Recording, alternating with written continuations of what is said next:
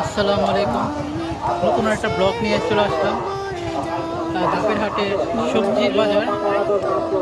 তো এখানে শুধু সবজি পাওয়া যায়। তো গ্রামের টাটকা সবজি এখানে পাওয়া যায়।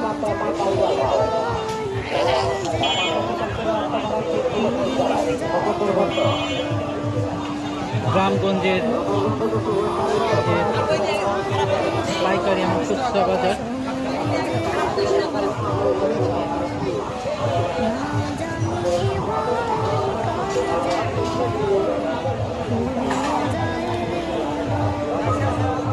সব ধরনের সব প্রকারের সবজি কম বেশি সিজনের সবজি পাওয়া যায়।